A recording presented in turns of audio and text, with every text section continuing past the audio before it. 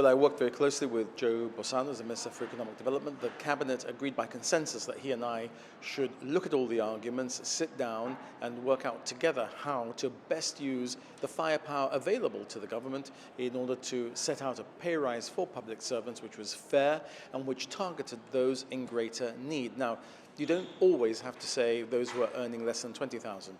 You have people who might be earning ostensibly more, but these are people who have mortgages, they're people who have family commitments. You do need to be able to target to those who need it, and that doesn't necessarily mean the much lower income bracket. The wider low income bracket is sometimes relevant, and that's how Joe and I work this out. How would you characterize Gibraltar's public finances at the moment? Robust, very strong indeed, and much stronger than we were during COVID, of course. If you take out the COVID debt, which we're going to be able to package as a 20-year liability, the rest of the debt is lower than ever. I mean, if you look at the projects that we're doing, you look at the way that we are managing the public finances and making provision for their repayment, for the debt repayment, I think it's going exactly as people would expect in this post-COVID world. We heard the Leader of the Opposition in his speech talk about your budget being a fiction again, and he underlined the significant departmental overspend, and he said that you have effectively been saved by what you called exceptional corporate tax. Well, you heard the same speech from Keith that you heard before the election and that you heard last year. He is now delivering the same speech all the time. I will respond to him, having to make the same arguments, reminding him that he was the greatest overspender as Minister for Health in the history of health ministers in Gibraltar. We overspend where we have the money, we see it coming in, and we're able to provide the services to the public. We spent more in the Housing Works Agency as we saw the money coming in to be able to fix more properties for our people, and we're providing more services in the Health Authority. If we weren't doing that, the other speech would kick in from the Leader of the Opposition, which would accuse us of not providing the services, not fixing the houses, etc., etc. So it really is just a question of which of his tired old speeches he delivers. Now, you've delivered a speech against the backdrop of having recently announced a political agreement, UK-EU, with Spain for Gibraltar's future.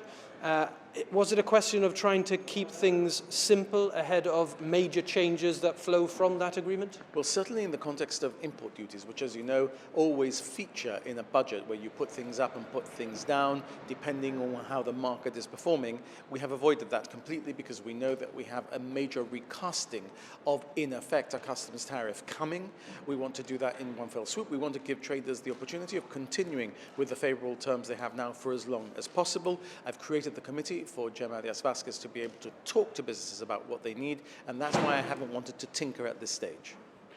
You did create a new business transition advisory group to advise the government on how best to implement the transaction tax and all relevant business implications as a result of the new EU treaty. Given that that deal has already been agreed, how much scope will there be for them to influence the rollout? Well, the BTA is looking at implementation. Remember that I had something called TLAC, which I created at the beginning of the negotiation to talk to the business community about what the parameters that they would be able to tolerate were. And we brought the deal in well within the parameters that the business community in Gibraltar gave us. We checked again with the Federation and with the Chamber before the final round of meetings. I had a confidential meeting with them. They wrote to me, snail mail, because we were concerned about digital communications being intercepted.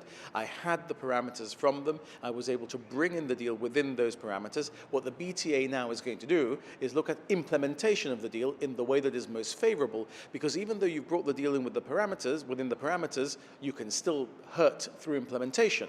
And we want to ensure that implementation doesn't hurt, that implementation is properly graduated, properly worked out with them to ensure that we are being as helpful as possible to businesses in this period of transition.